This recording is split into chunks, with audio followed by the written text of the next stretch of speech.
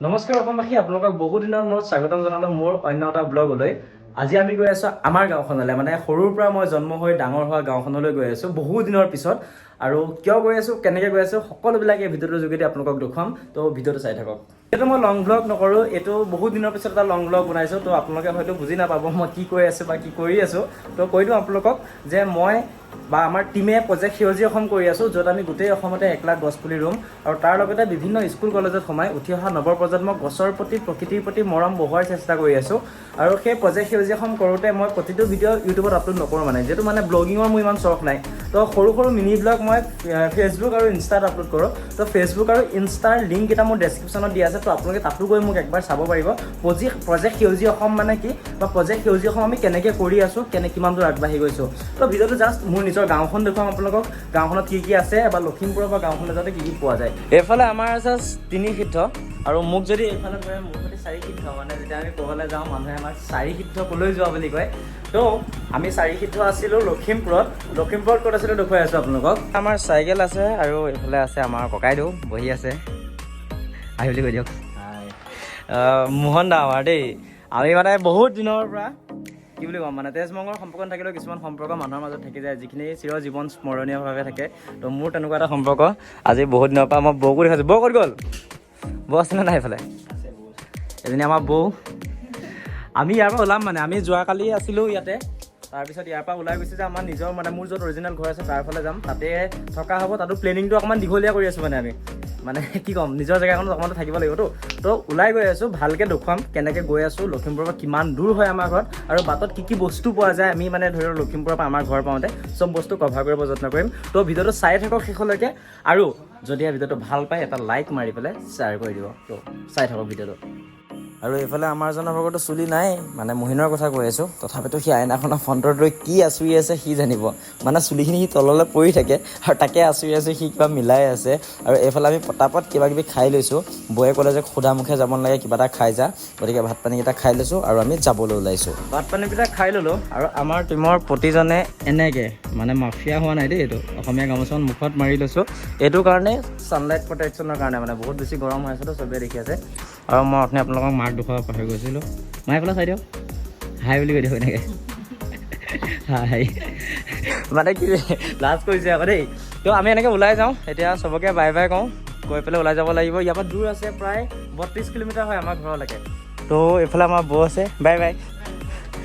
তো মোহন এইফালে আছে, বহুত দূৰত আছে দেই, ক'ৰবালৈ যাব চাগে, স্কুটি উলিয়াই আছে। আমিও গৈ থাকোঁ। ভইচটো লিপচিংটো বুজি নাপাব এতিয়া, মানে মুখত কাপোৰ বান্ধি আছোঁতো, তো ওলাই দিওঁ।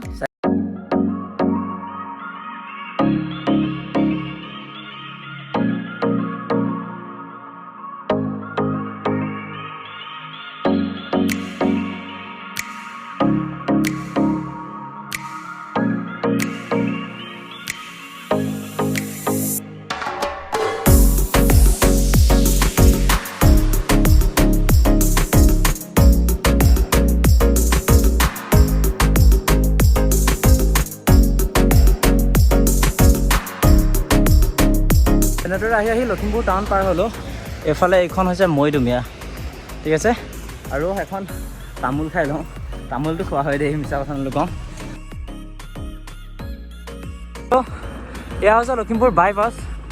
এইফালে ফ্ৰণ্টতে যে দেখিছে, সেইফালে যায় ধেমাজি চিলাপথাৰ, আৰু এইটো হৈছে লখিমপুৰ বাইপাছ। আৰু এবাৰ চাওক, আহি আছোঁ, আহি আমি সেইখন জেগাখনৰ নাম কাকৈ পাৰ হৈছোঁ। আৰু এইফালে আছে আমাৰ হাইৱে, এইফালে আছে আমাৰ তন্ময়। এক্সাইটমেণ্ট এটা চলি আছে চবৰে মাজত। মই চাইকেল যেতিয়া ৰখাম আপোনালোকক দেখাই আছোঁ ৰ'ব। কিন্তু গৰম বহুত মানে দেই, এই গৰমত যে চাইকেলিং কৰা হ'লে গম পায় দেই গৰমটো কি বস্তু। পানীও খতম, মানে আমাৰ এইফালে চাব পাৰে, ইয়াত পানী খতম হৈ আছে মানে। দোকান এখনো নাই আগত, তলাৰ আগত গৈ পেলাই পানী চানী কাম কৰি এক্সাইটমেণ্টটো দেখাম।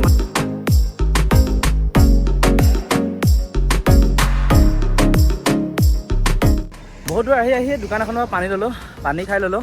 আৰু এইফালে আমাৰ তন্ময়হঁত আছে, মই সিহঁতক সুধি আছোঁ না, সিহঁতৰ এক্সাইটমেণ্টটো চাব মানে। তন্ময় ক'ত যাবা আজি?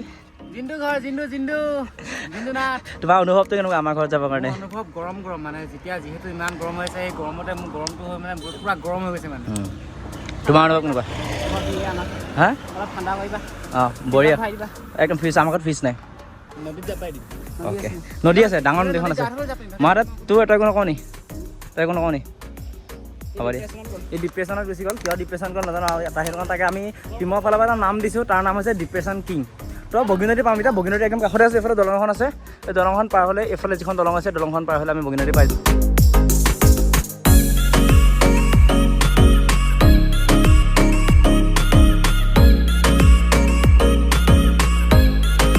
এইটো এটা ডিপু আছে this is our cycle and আমি ভাবিছোঁ যে অকণমান তেল ভৰাই লওঁ এই তোমালোকৰ তেল খতম নেকি তন্ময় ঐ তন্ময়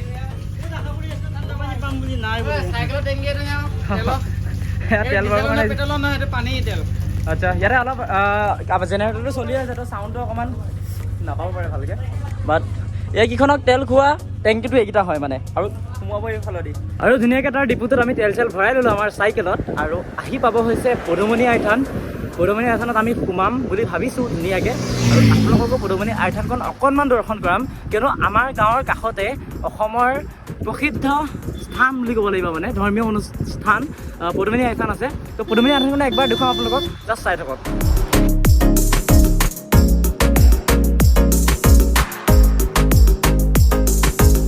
আমি গাঁৱৰ পৰা আগতে এইফালে আছে আমাৰ গাঁৱৰ দাদাহঁতে আমাক আগবঢ়াই দিব আহিলে অনুভৱ বঢ়িয়া তো পদুমণি জয় আমি আৰু পদুমণি আইথান পাই লওঁ ইয়াতে সোমাম ইয়াতে একো চাকি দিয়া হ'ব তাৰপিছত আমাৰ গাঁৱৰ ফালে যামগৈ হয় আগত পদুমণি আহিছে নাই ফাৰ্ষ্ট টাইম ন কেনেকুৱা ইয়াতে যাম কিন্তু আমাৰ তন্ময়ৰ ফাৰ্ষ্ট টাইম বুলি কৈছে আৰু এইফালে আছে মই ভালকৈ দেখাইছোঁ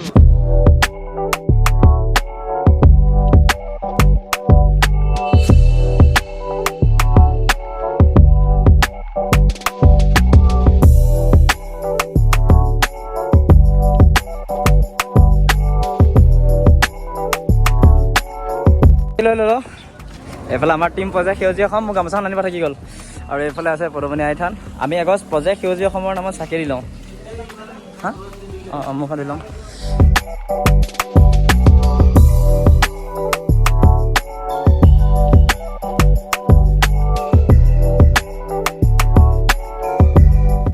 এতিয়া ধুই লৈছোঁ মানে মন্দিৰত যোৱাৰ আগত আমি ঘূৰি আহিছোঁ ন চাইকেল লৈ পেলাই তো ধোৱাটো আমাৰ দৰকাৰ মানে ধুই লওক তোমালোকে ধুই লওক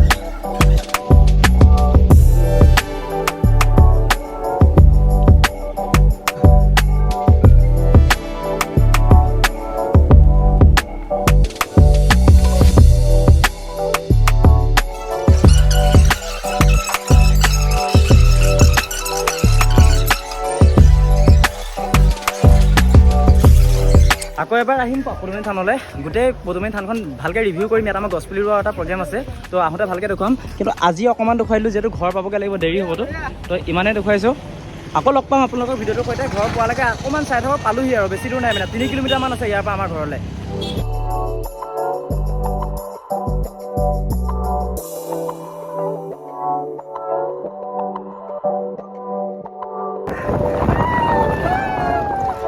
আমাৰ গাঁও পাই গ'ল চবে মোক এৰি থৈ গৈছে দেই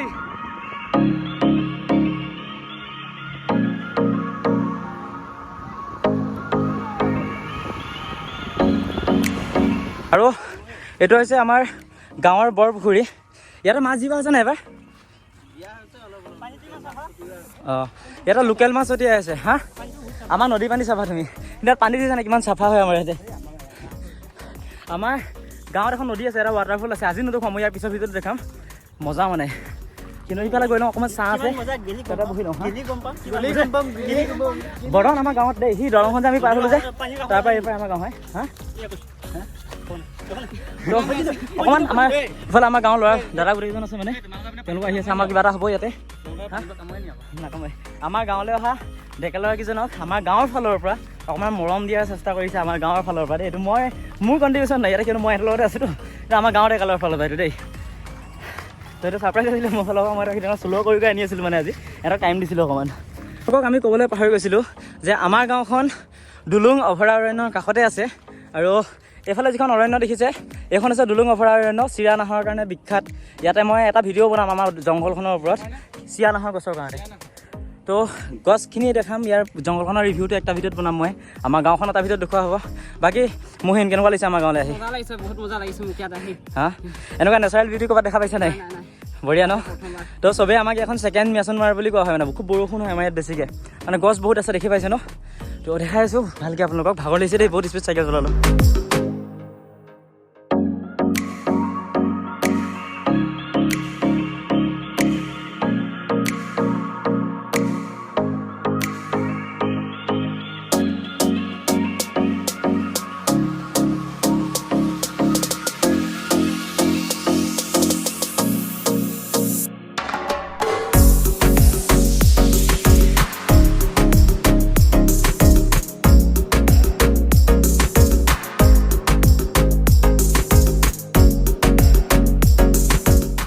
আমি বকুলবাৰী গাঁৱৰ যুৱ সংঘ হৈ আমি এই চাৰিজনকে অলপকে হ'লেও মৰম ৰাখিব বিচাৰিছোঁ।